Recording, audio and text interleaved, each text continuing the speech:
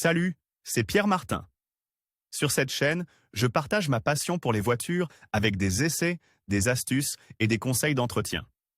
Revenons donc au sujet de la vidéo. Le timbre fiscal automobile n'est rien d'autre qu'une taxe liée à la propriété du véhicule, et donc tout propriétaire d'une voiture doit la payer, ni l'utilisation de la voiture ni aucune autre condition que la simple possession n'est nécessaire, bien que l'autre nom sous lequel elle est connue, taxe de circulation, puisse induire en erreur. La somme à payer varie en montant, et parfois en échéance, en fonction du type de véhicule possède, mais ce qui ne change pas, c'est que la somme payée aboutit dans les caisses de la région de résidence du payeur, ou dans le cas d'une province autonome, dans les caisses de cette province. Les règles régissant le calcul et le paiement de la taxe de circulation varient en effet en fonction des dispositions des différentes régions. La question se pose donc de savoir comment connaître le montant attendu de la possession de sa voiture et comment s'assurer que le montant paye avec le timbre fiscal de sa voiture est effectivement correct. La seule façon d'être sûr des paiements effectués est de s'adresser à une agence de pratique automobile, qui dispose d'un terminal exempte de toute possibilité d'erreur et qui peut même être utile pour régler certains paiements erronés ou manquant de taxes antérieures, pour lesquels on s'était adressé à de simples bureaux de tabac, à des bureaux de poste ou à des banques, par exemple. On peut ensuite s'adresser à l'Inland Revenue Agency ou au service de l'ACI pour régler ces paiements et obtenir des informations à ce sujet. Taxe sur les véhicules historiques, quel changement?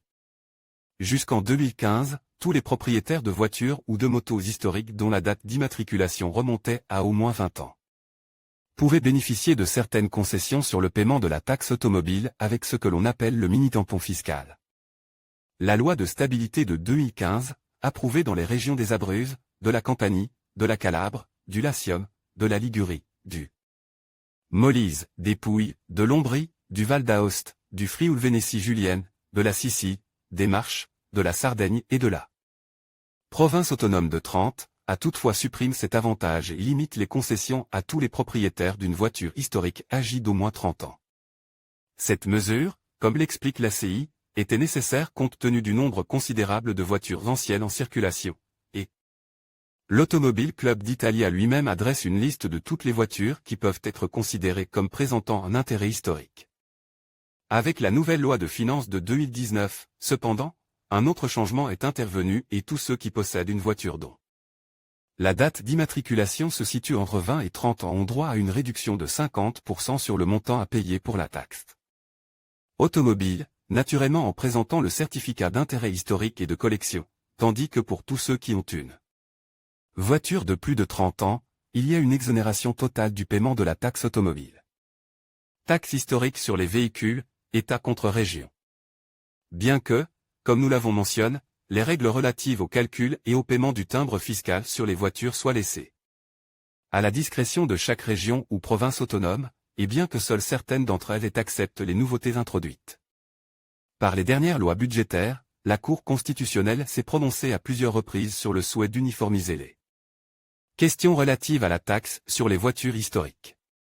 En effet, tant en juillet 2016 qu'en novembre 2018, la Cour constitutionnelle exige que la réglementation soit la même pour toutes les régions et provinces autonomes. Qu'est-ce que le certificat d'intérêt historique et de collection? Ce document a été introduit par le décret ministériel du 17 décembre 2009 et rappelle l'ancien certificat de caractéristiques techniques. Si vous possédez une voiture considérée comme historique, en effet, vous devez sans aucun doute obtenir également ce certificat afin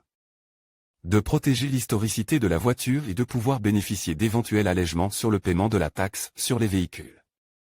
Comment obtenir le certificat de valeur historique et de collection? Il faut tout d'abord demander les formulaires auprès d'un club fédère de l'ASI auquel il faut également être inscrit, ASI, Storico Lancia, Italiano Fiat, Italiano Alfa Romeo, Storico FMI, et ensuite se rendre au bureau d'immatriculation des véhicules à moteur pour recevoir le coupon certifiant l'historicité de la voiture sur le certificat d'immatriculation. Si vous envisagez d'acheter une voiture et que vous ne connaissez donc pas encore son numéro d'immatriculation, pour savoir combien